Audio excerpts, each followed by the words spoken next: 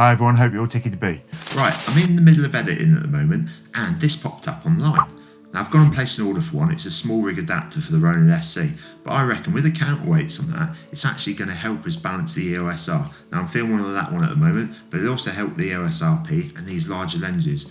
What I hope it's going to do is actually make it so that you can put the EOSR on the Ronin-sc and miss that eyepiece at the end. Anyway, so if you're interested in that, make sure you hit subscribe because I'll do a little video on it as soon as it arrives, and I'll also do the rebalancing if it works as well, so you can get all those measurements for you. I am helpful, ain't you? Oh, and by the way, avocados, they're dangerous little beasts. Today, I've had a question around balancing large lenses on the Ronin-sc.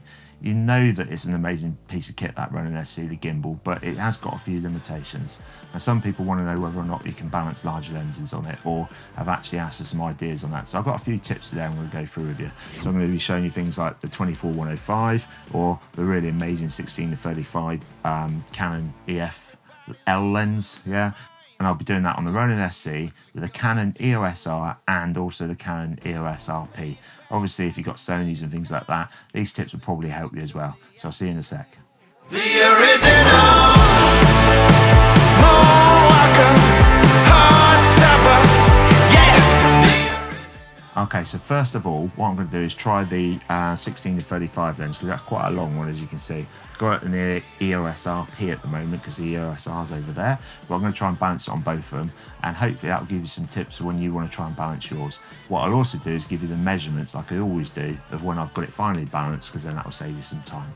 Anyway, before I get into that, do you know a dash hand, yeah, that little sausage dog thing? Do you know, originally, that was the first dog ever used for low hunting, and it was for badgers.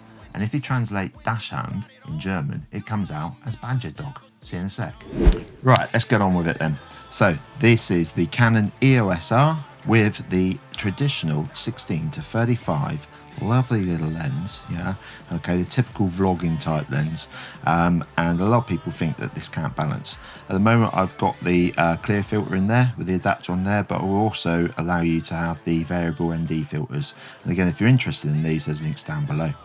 Right, so this is very important to make sure you do it in this order. So you need to get the rising plate and you put the one screw in the middle, okay, you then fit that one to the base, okay, of the camera and screw him in.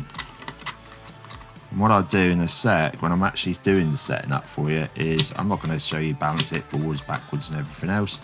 I'll speed that bit up so that it looks nice and easy for you, and as with all the rest of them, I shall be giving you the measurements. That'll save you a lot of time, won't it? So make sure that one's nice and square. Alright, just need a little bit of an adjustment. There we go.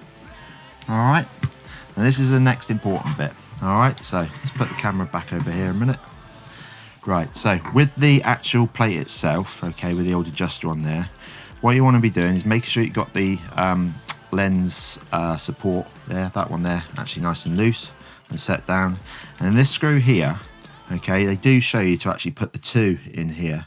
But what you need to do is actually just put one screw in, okay, and attach it to the very front screw mechanism. So that's that one there, the one that's actually closest to the lens. All right, connect that one up, tighten him up, and slide it fully forward until it actually hits the back of the plate.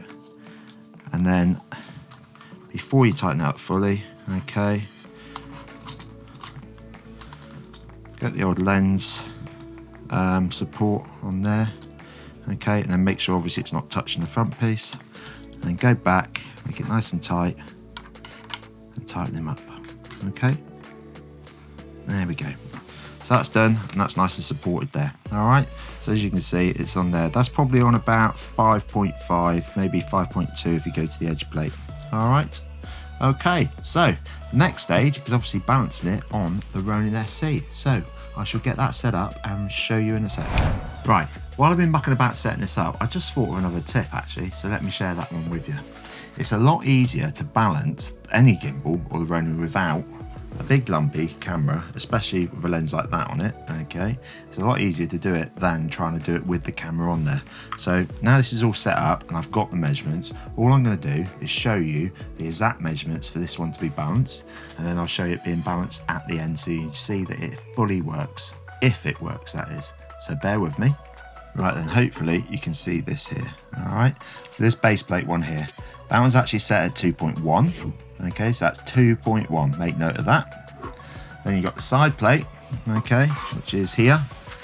So hopefully again you can see that, yeah, just there. All right, now that one is set at 1.8. That's 1.8 it's set at. And then you get this one here, the one that bounces it side to side. That one there is currently set at 1.2. Now all of those settings will not need to be moved. Let's get the camera on and then you'll see what I mean. Right, okay, so hopefully you can see the measurements down there. If not, when the 16-35 is at full 35mm, okay, I set it at 1.3. That's 1.3 there, okay? When it's on 16mm, as you'll see, is it's going to rock back. So all you need to do is unclick it slightly and set it to 1.5. All right?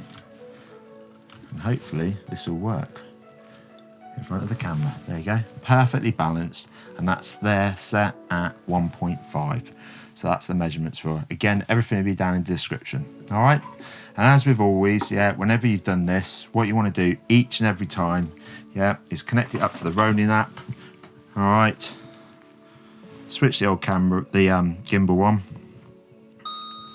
let it go bing, yeah, and on here, make sure, all right, you hit the auto tune once you connected it again. Does help, doesn't it? Yeah, connect it onto the old Ronin. There she is straight away. Press that one and let it do its thing to put all of the motors at the right speed with a little bit of a wobble here and there. And it's as quick as doing this. Okay, so make note of the measurements and I'll see you in a sec.